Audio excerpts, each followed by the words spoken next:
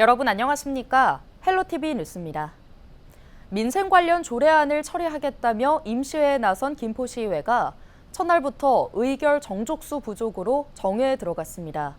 후반기 원구성 방식을 두고 여야가 대립하면서 야당이 본회의에 불참한 건데요. 김포시의회 파행이 이어지면서 당장 조례안을 처리해야 하는 김포시 집행부 입장에서는 업무의 차질이 불가피할 전망입니다. 김진재 기자입니다. 조례안 심사를 위해 16일부터 3일간의 일정으로 임시회를 연 김포시의회. 임시회 첫날 김포시의회는 또다시 기약 없는 정회에 들어갔습니다. 앞서 김포시의회는 후반기 원구성을 두고 여야가 대립하며 야당이 불참한 가운데 형식적인 임시회를 반복해오던 상황. 이에 여당인 국민의힘이 민생 관련 조례안을 처리하겠다며 임시회를 소집했지만 또다시 반쪽짜리 본회의에 그친 겁니다. 여당 의원들은 민주당이 민생을 외면하고 있다며 비판 수위를 높였습니다. 우리 김포시의회 민주당 시의원들이 계셔야 할 곳은 서울 광화문 거리가 아닙니다. 이곳 김포시의회입니다. 그리고 이곳이 민주당 의원들이 말하는 민주주의 실천하십시오. 교섭이 안 되면 김포시 회의 규칙대로 하면 간단히 해결될 일을 왜 회의 규칙대로 안 하겠습니까? 다 제법에 관심 있어 그런 거 아니겠습니까? 그 민생을 외면하고 이 임시회를 거부한 민주당 의원들에게 과연 책임 있는 의원이라고 말할 수 있는지. 이번 임시회에 상정된 안건은 읍면동리의 명칭과 관할 구역에 관한 조례 등 조례안 6건과 친환경 자원회수센터 광역화 조성 동의안입니다. 김포시 확인 결과 해당 조례안들이 이번 임시회에서 통과되지 않을 경우 이달 준공 예정인 하구노 일반 산업단지의 필지 소유권 이전이 지연되는 등의 문제가 발생할 전망입니다.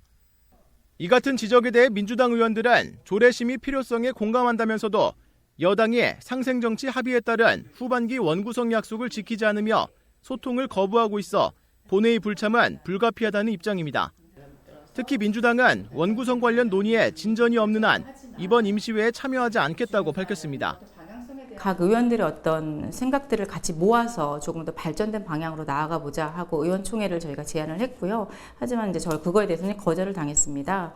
어떻게 보면 교섭이 되지 않은 상태도 임시회를 계속 열고 있는 거고 의미 없는 저는 그런 시간들을 보내고 있다라고 생각하기 때문에 국민의힘에서는 조금 더 교섭에 적극적으로 임하셔야 된다.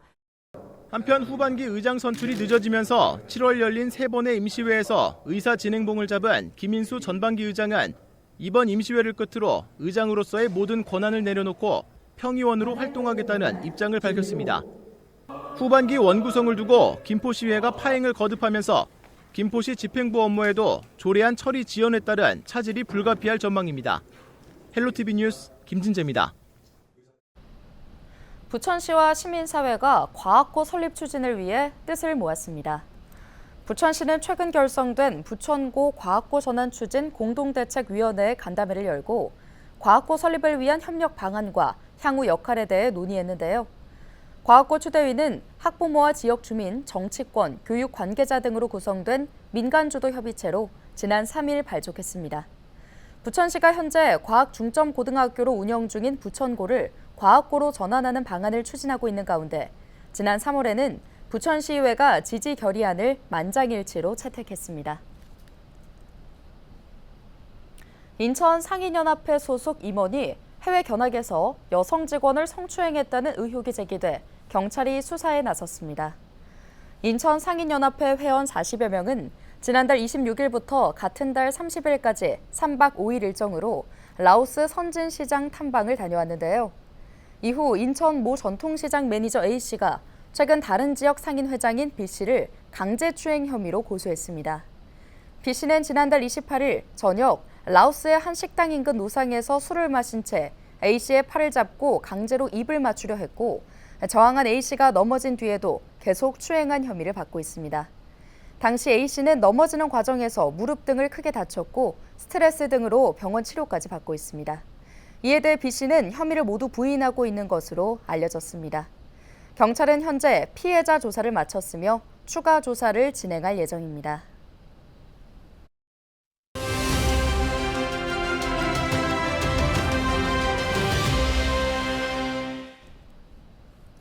정부는 준공 후 20년이 지난 택지지구 100만 제곱미터 이상 지역을 노후계획 도시로 지정해 정비할 계획입니다.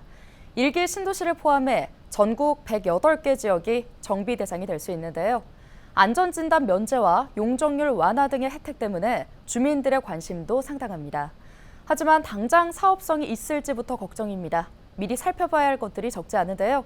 오늘은 도시계획 전문가를 통해 인천 노후계획 도시 정비의 쟁점을 알아봤습니다.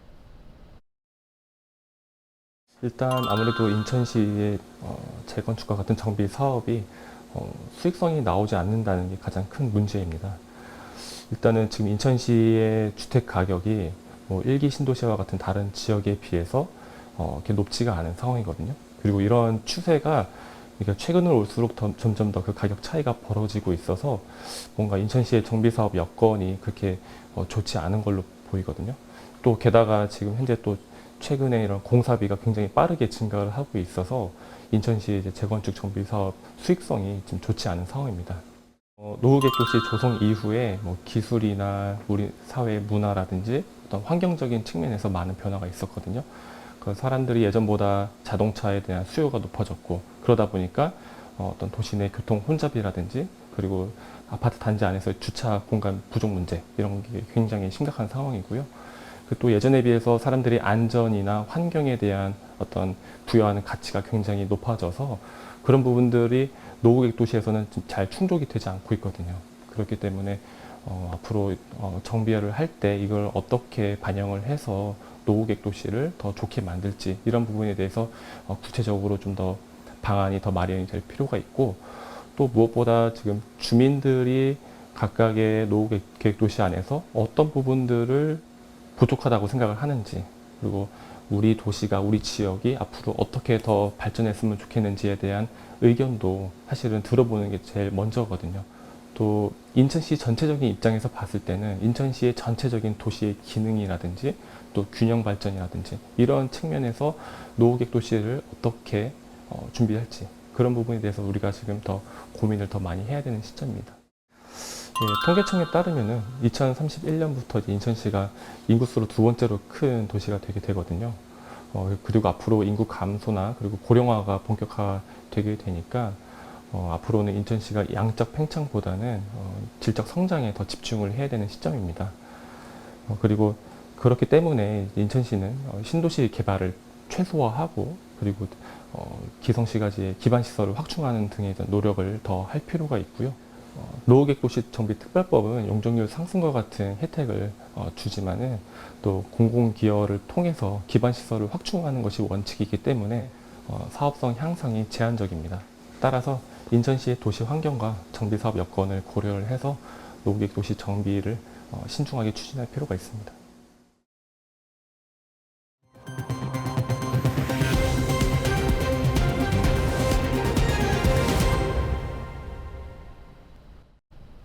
본격적인 여름 휴가철을 맞았습니다.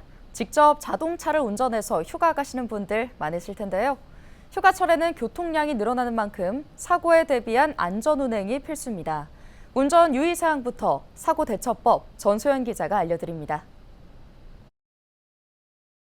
지난 3일 서울 양양 고속도로의 인제 양양터널 안.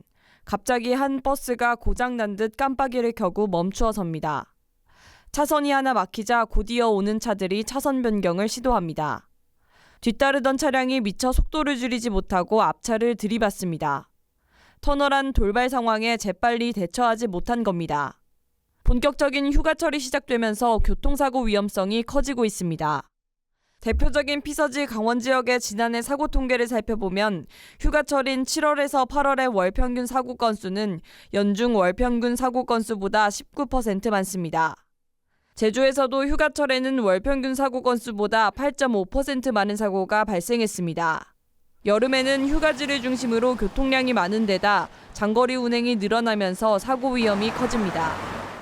여름 휴가철 장거리 운행 시 피로와 졸음으로 인한 부주의, 호우로 인한 빗길 운행으로 교통사고의 위험성이 높아집니다. 운전 중에는 충분한 휴식을 통해 사고를 예방하시기 바랍니다.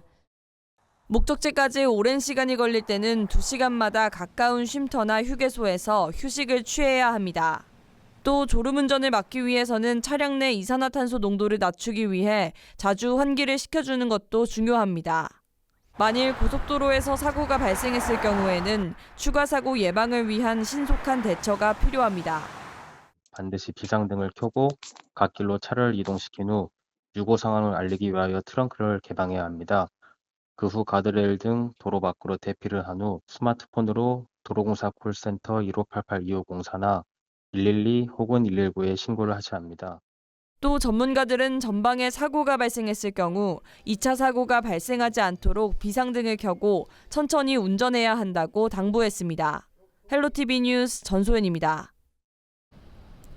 올해 장마는 도깨비 장마라는 별명이 붙을 만큼 유난히 변덕스러운데요. 이처럼 해마다 복잡한 양상의 장마와 집중호우가 이어지다 보니 농작물 관리에 농민들의 속이 타들어가고 있습니다.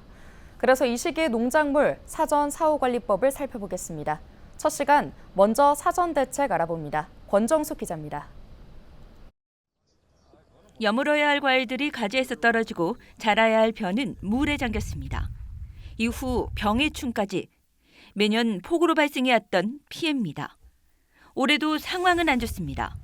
도깨비 장마라 불릴 만큼 이번 장마는 강수량이 많고 집중호우에다 내리다 그치기를 반복하는 말 그대로 변덕스럽습니다.